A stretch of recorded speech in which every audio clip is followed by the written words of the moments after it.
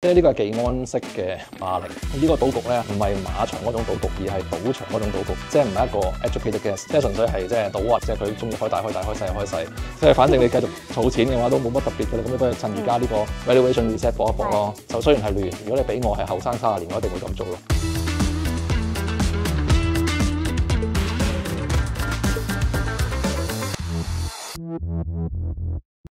歡迎大家嚟到點子訪問咁簡單嗱，嚟到4月啦，我哋咧呢一次咧就真係要講啲非常之爆嘅題目啦。咁就係當然講阿 Trump 咧，就咧開始咗呢個關稅戰，仲越演越烈。咁當然咧要邀請大人物過嚟啦，所以請到英 Sir， 不如say聲 hi先嚟啊。大家好。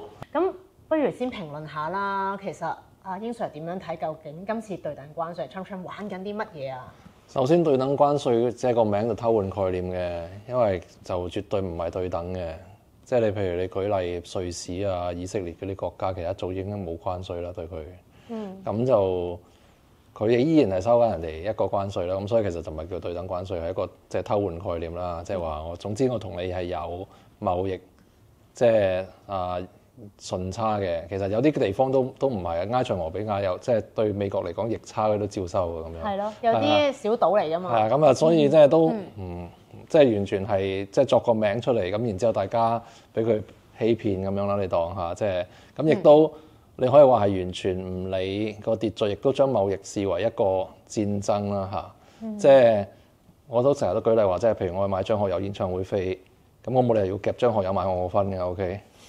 咁唔係有個逆差我同張學友之間係咪先？咁呢個係如果唔係我有個 text 張學友，咁跟住同佢講叫佢話啊，你嗰張飛要打5折咁樣唔得噶嘛，係咪先？咁所以即係佢將成件事係扭曲晒咯，個諗法係即係呢個係技安式嘅霸凌咁樣嘅睇法。咁所以就成件事睇出嚟就有2樣嘢恐怖咯。第一就係即係美國個總統可以咁樣去睇一個經濟嘅事件嚇。第二個恐怖嘅就係原來佢周邊啲人係冇辦法去制衡佢去做一啲比較荒唐嘅即係政策啦咁樣。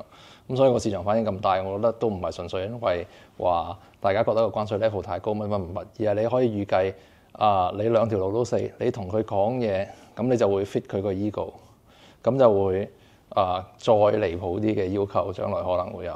你唔同佢講嘢就好似而家中國咁樣同佢鬥片咁樣，咁大家就互相即係鎖國咁樣，咁亦都會令到秩序好亂。咁所以點解當時候大家咁驚佢？即係我覺得係即係好合理咯嚇。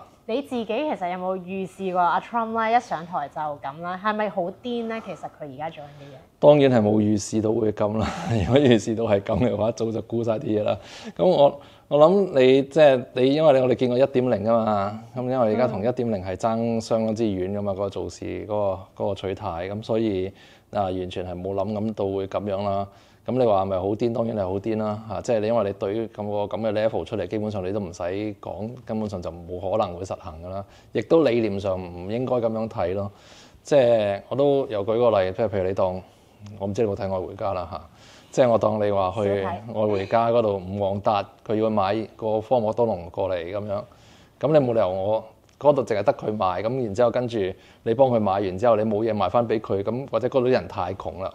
買唔到你啲嘢啦，咁又有個逆差，跟住你又要去 charge 人哋一個對等關稅，即係點解會柬埔寨啊、越南嗰啲地方係會收個 rate 最高，就因為佢哋係相對窮啊啲人，咁亦都佢哋嗰個即係出口嘅產品係即係勞工密集，亦都美國比較需要啊嘛，咁所以咪形成咗你根本上你將一個互惠互利嘅事當係一個你爭我奪嘅戰爭，其實係成個立場係扭曲晒，即係個心理上係唔啱嘅嘢咯。心理唔平衡，有啲喪心病狂。係啊。咁佢終極嘅目標係咩咧？嗱，近嚟嘅消息就話，其實到最後港九入窮巷就係要中國封晒佢嘅去路啦。其實佢就係要蝦中國咁樣。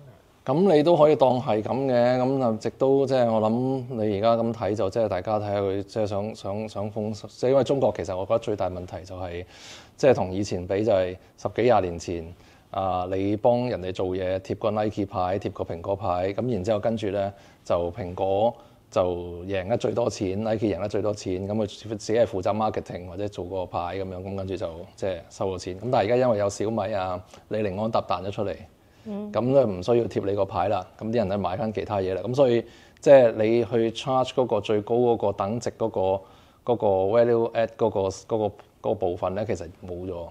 即係你而家你 Tesla 都開始比亞迪過啦，咁你即係所以點解會佢咁驚？其實就最主要因為佢哋開始你可以話高端製造嗰度個，即係唔好話淨係製造，淨係品牌嗰度都即係冇咗嗰個競爭力嘅，就有啲擔心咯。有啲經濟學家已經唔撐㗎啦，就話其實咁樣會造成一個以前嘅大蕭條都會重臨啊！你自己點樣睇？其實佢而家嘅關稅未來嘅影響係邊度？如果其實你而家 delay 咗都係依然都係好大機會經濟衰退嘅。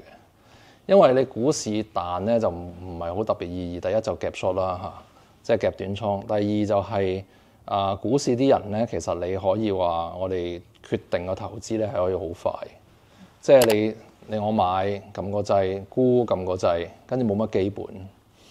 但係你做實體經濟嘅人唔係噶嘛，你請人租鋪買生財工具，全部都係一啲比較上需要考慮得周全嘅嘢，咁而你即係違反咗即係好似美國個 Tom Lee 即係個 strategist 都講，其實你違反咗經濟資本主義一個好重要嘅原則，就係你個政策上面冇能見度，咁變咗你一般做生意嘅人根本上就冇可能去 plan 幾個月之後嘅嘢。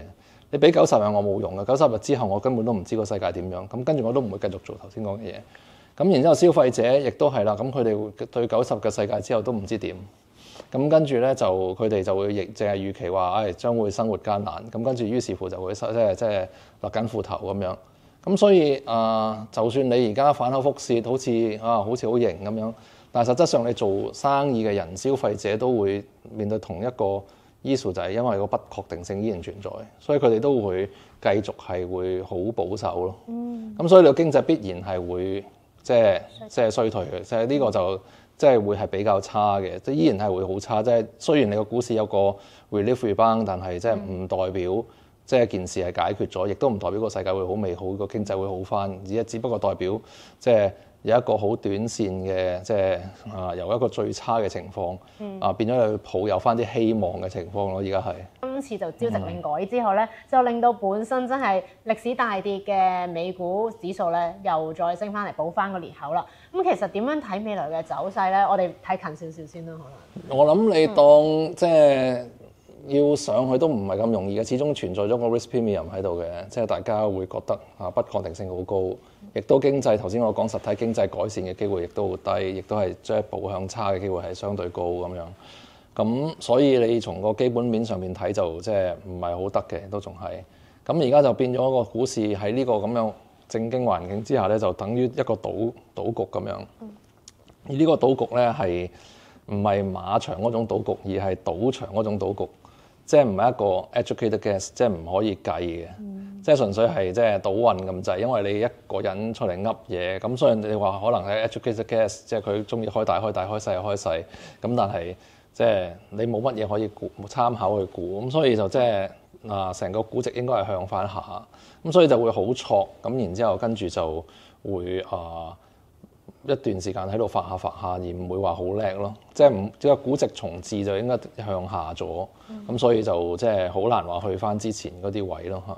但會唔會係有個狼來了嘅故事？大家開始麻木啦，可能就繼續唔會再理會，咁已經見咗底咁樣咧。喺上次星期四嘅大跌之後，咁我諗你就應該咁當，啲人係會覺得今次 learn 咗個 lesson 就係，就算最悲觀嘅時候都抱翻啲希望就同埋咧，你股票咧有個好處就係即係佢哋係 long lasting 過 Trump 個任期嘅，即係 Trump 都係夠幾年啫，咁但係佢個呢個我覺得必然嘅，佢又會覺得，即係因為佢會覺得話點解中國個基建成個面貌係會變得咁勁咧咁樣？因為中國個政權有 continuity， 有個好長嘅時間，所以佢哋啲政策可以執行得比較好。點解美國其他啲民主地方咧，通常都係比較上即係發展得好緩慢咧？最主要因為嗰個任期咧得幾年，咁於是乎咧執行唔到啲咩政策咧，跟住又可能又咩啦。咁所以你見到美國嗰啲地鐵嗰啲火車點解咁差嘅原因就係咁樣啦，你當。咁所以喺佢嘅諗風咧就話，即係如果我哋要執行我哋呢個，即係將美國再次偉大，咁所以佢一定要有個 clarity 俾啲人，咁所以就佢一定會爭取比較長嘅任期。呢個我覺得好合理嘅，佢諗法係，即係如果你當我哋係一個即係如果我哋當一個後生嘅人嚟先算啦嚇。咁今次跌咗落嚟之後咧，如果我後生30年咧，我一定係會買啲嘢嘅嚇，因為咧就因為你股票咧，始終都係一個比較上係容易啲去創造比較多嘅財富嘅一個即係嘅地方嚟嘅。正如即係啲人好似我哋呢輩咁樣，你即係享受咗個時代紅利咧，當即係過去嗰20幾年嘅全球化，咁你無論你炒香港工業股又好，炒跟住科技股又好，炒咩都好啦，咁你就可能大家贏嘅錢其實係你打工揾唔到嘅錢。咁你而家就賭緊即係而家平咗俾你。咁跟住你想象翻10年之後嘅世界，即係雖然話 Trump 會搞到民不聊生一段時間啫，咁但係佢嘅任期都係幾年啫。咁同埋呢個係人造嘅問題啦。咁人造嘅問題你要解決嘅話，可能都係好快嘅，即係事在人為啫。講真，咁所以就值得買啲嘢儲喺度咯。咁但係個重點就係你唔可以買得太大，唔可以俾人夾死。你真係唔睇，你要當係一個5至10年嘅諗法。咁我覺得後生嗰啲係應該咁做嘅。但係如果你對我哋呢個年紀嗰啲人咧，就調翻轉頭嘅，因為咧我哋已經揾咗我哋唔應該揾唔到嘅錢。OK， 咁而家咁樣，如果你輸翻20% 嘅話，其實都好多。咁就變咗對我哋嚟講，我哋就即係覺得話，咁你仲有當你仲有30年至40年命好唔好？咁你都係要預備去搣啦咁樣。咁所以就即係唔同嘅投資者嗰個階段，其實面對呢個環境，佢哋個取態應該有好大分別。即係如果後生嗰堆咧，其實我覺得應該係去買一啲你覺得有機會嘅10倍股然之後咧就買細啲，然之後就劈埋一邊，咁跟住就同佢鬥長命，咁你就當我唔知咁買咗佢就算啦，咁樣個諗法。但係如果我哋呢輩咧，就其實就真係要保守啲，因為個輸面其實都仲係好大，即係個基本因素就係的而且確轉差。咁而你亦都未需要二次發達，即係你一次發達已經夠㗎啦，唔使2次咁樣佢。咁所以就個取態上應該好有分別咯。係嗱，咁不如我咁樣問啦，因為股民一定好想知啦。而家聽落去好恐慌啦，但係阿 Trump 都話 It's time to buy， 而家就應該入市。咁入市嘅10倍股有冇啲好介紹？調翻轉啦，幫啲老一輩問啦，有啲乜嘢又要小心咧？不如先講10倍股，如果你買咩咧？如果你當即係加埋 technical 嘅因素，再加埋即係個生意嘅諗法嘅話咧，首先你要買10倍股，一定係公司要 scalability 要好勁先得，即係要好有規模擴張嘅機會咁樣。咁我諗你即係從呢個角度諗，要比較虛嘅嘢嚇，即係虛嘅嘢個唔好處就係佢哋比較上係冇乜即係支持力嘅，如果懟落嚟咧好驚嘅咁樣。咁我覺得咧，首先就第一個方向就係啲同交易相關嘅嘢嚇。即係我覺得羅賓漢係我哋最中意嗰隻啦，而家係咁啊，因為羅賓漢係美國嘅平民百姓嘅交易平台。咁佢而家交易嘅嘢係越嚟越多，亦都想做埋佢哋嘅銀行。咁就即係除咗你話股票、期權、crypto， 咁而家就即係可能做埋賭波公司，即係俾你買埋大學籃球。咁呢樣嘢就可能俾人哋 challenge 嘅，講真。咁但係就即係之後先算啦。咁但係即係佢亦都有呢個諗法啦。咁即係一個唔錯嘅做法嚟嘅喎，即係你當即係將來嚟講咁樣一站式嘅，即係賭乜都得嘅嘢。咁跟住另外一啲就譬如我覺得 Palantir 就似乎如果你從個 technical 嘅有走勢嚟講咧，就你講喺啲中大型股票入邊咧，好明顯佢係啲人睇得最高嘅一個嚇。咁所以亦都我覺得呢個亦都可以考慮啦。咁跟住其實Coinbase 其實都唔錯，其實同羅賓漢嘅 case 好似。佢舊年第4季度都好勁嘅。咁只不過你而家即係有啲人可能而家擔心緊，因為 crypto 而家即係 sort of 即係短期起碼見咗頂啦。咁就可能呢段時間嘅交投會開始轉差啦。咁但係即係如果你覺得呢個資產即係類別嘅話係唔會走嘅。咁而家你講170幾蚊其實係好平。即係佢，即係其實你羅賓漢Coinbase 其實之前啲人就當係妖股咁睇，但係其實佢哋個 fundamental 已經係進入咗正軌咁所以就唔係太貴咯。即係從個 valuation 個角度去睇，咁另外如果你從個 valuation 嘅角度去睇，呢個就未必10倍啦，但係就即係啲人都比較上可能中意 CEG UST 嗰種核電嘅諗法咯。咁所以你話呢啲可能係一啲有啲機會潛在好啲回報，但係又唔係好安全嘅嘢咯嚇。知道 OK，咁呢啲咧其實係咪可以買咗落去？你話擺喺度5至10年之後先睇翻啊，都唔使短炒咁嘅意思啊？係，我覺得個重點就係你當儲錢咁，然之後跟住呢筆錢可能輸晒都罷咁嘅諗法咯。咁因為你輸咗唔會影響你嘅生活，但係又要靠佢發達喎。但係中咗就可能改變你嘅生活啊嘛。我意思係。咁要擺幾多成先可以令到我發達？但係我又輸咗唔心痛喎。其實有啲矛盾。你即係呢個你唔知㗎，你可能你講緊我唔知你個 tolerance 係幾多啦。咁你 say 譬如20萬，你覺得會點咧？咁樣咁跟住呢個就即係要自己諗啦嚇。好。即係我即係其實咁講啦。譬如你當阿 Trump 仲有4年捱啊，我哋嚇。咁你1個月你可能攞1皮嘢或者2皮嘢出嚟，咁即係你攞得幾多就講安天命啦。講真係，咁你咪當你個人工入邊打個折頭，你當自己俾自己 tax 咗個 tariff 咯，即係然之後對咗落去咯，係啦，咁啊對咗落去，跟住倒埋佢咁咪算咯。反正都即係反正你繼續儲錢嘅話都冇乜特別嘅啦。咁你不如趁而家呢個 valuation reset 搏一搏咯。即係你。如果你講緊譬如你幾個月前羅賓漢係60幾噶嘛，而家羅賓漢先40蚊邊啫嘛，咁你講緊即係已經平咗1/3俾你啦，咁樣嘅諗法咯，咁其實都可以用呢個 angle 去睇咯，即係其實你做法就係每個月去儲一啲呢啲咁嘅股票咯，咁但係重點就係你唔好儲嗰啲匯豐啊，儲嗰啲，因為嗰啲係贏極都唔夠多咯，即係改變唔到你將來啊嘛，咁你一定要賭呢啲虛嘅嘢咯，咁我覺得你而家。即係一個幾好嘅時間，你就雖然係亂，咁但係即係如果你俾我係後生30年，我一定會咁做咯。好啊，就係只不過因為我而家唔使拎啲錢出嚟做啲咁嘅嘢咁解啫嘛。雖然我都未去到好後生，到10零歲、20零歲，但我都即刻聽話啦要。但係我想問下，咁如果你話老一輩嗰啲啦，要小心啦，因為其實真係講真係咁樣錯落去，可能好危險。咁其實個部署或者策略係點？有邊啲股份要好小心咧？首先，我覺得你唔好。即係將我嗰個風險，即係嗰個倉位咧，即係去到一個唔舒服嘅位。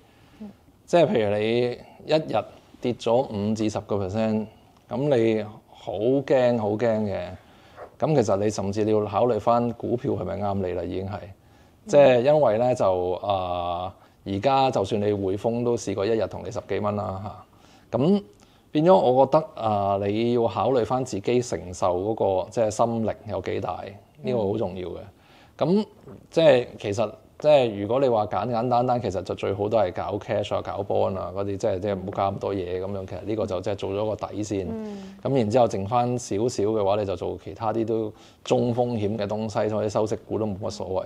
即係如果唔係你懟落去中移動，其實佢都可能回翻10隻，咁你都好驚嘅話，咁就無謂咯。即係其實即係我哋呢輩嗰啲重點就係話，因為你視乎你個人有幾，即係其實過去嗰20幾年其實係幾好揾錢嘅。香港人亦都喺個風眼入邊，所以揾到幾多錢下啦。即係其實香港人隨意炒樓都可能好多人都幾千萬身家噶嘛。咁你好啦，咁你揸住嗰幾千萬，咁你走去買股票，真係無啦啦可能今個浪可能輸你30% 噶嘛。咁你30%，咁你講緊千幾萬嘅話，你真係痛噶嘛。同埋你會開始愁啊，即係你會覺得話都唔知係咪個底嚟嘅，一間輸夠50-60，咁你點搞咧？你即係可能驚你過唔到世噶嘛。咁所以就即係我覺得係縮翻落去係比較好啲，因為嚟緊呢3至4年嗰不確定性係好高。其實成件事最重要就係你個注碼有幾大嚇，即係咁對於我哋呢輩人好多人嚟講，其實。就係個重點，就因為賭得細無謂，賭得大又驚，咁所以就唔好賭係比較好啲。咁係喎，想問啦，咁如果已經本身喺上一浪嘅美股牛市賺咗錢，咁見到個情況咁嘅朋友仔，而家應該做啲咩咧？如果你變咗你覺得已經足夠嘅，咁就即係就起身大部分，然之後數完啲錢，然之後就可能頭先講你買嗰堆嘢細細地，得唔得啊爸？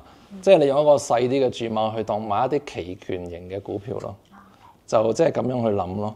咁就好過你話，我哋買大注 Nvidia、Tesla 嗰啲咁樣，咁即係 Tesla 都可能都仲可能咩嘅，但係就即係起碼要細注咯，係啦。好啊，最後咧要知道多少少就係啦，美股之前嘅 AI 熱潮啦，咁其實咧科技股本身係賺好多啊嘛，今次首當其衝咯喎，未來可能本身都大家好喜歡嘅科技股會點走啊？